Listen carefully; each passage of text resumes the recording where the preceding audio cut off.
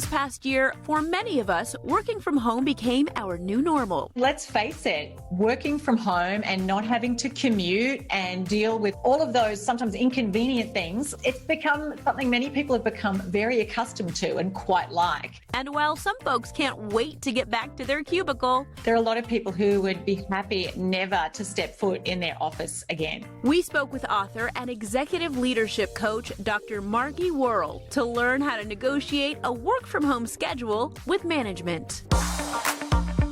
First, put yourself in your boss's shoes. Think about, well, what are the things that they're going to be concerned about if people don't come back into the office? Those small daily touch points we have with our colleagues by the water cooler. So a lot of managers are going to be concerned about those who aren't coming back, missing out on being part of the team culture and not being able to contribute as much value as they could because they're not there in those conversations that can kind of sometimes spark those little creative ideas.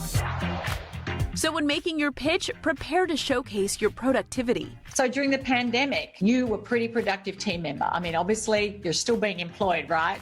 So make sure you're able to make that case of how you can be even more productive. You need to have really strong examples and anecdotes of how you will be able to add a lot of value. Dr. Worrell says the more specific, the better. Maybe you'll be able to build stronger relationships with clients because you'll be able to spend more time cultivating those relationships, perhaps having coffees with the people. Maybe you'll be able to foster different types of relationships with team members in different geographies.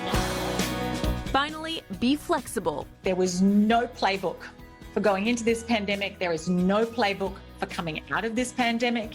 And so be the kind of employee you'd want to have. You'd want to be the kind of person that's trying to make something work, trying to find something that's mutually beneficial. That may mean a hybrid schedule. 1 day a week, 1 week, and 2 another week, or 3 days a week. We're getting the job done, working from home.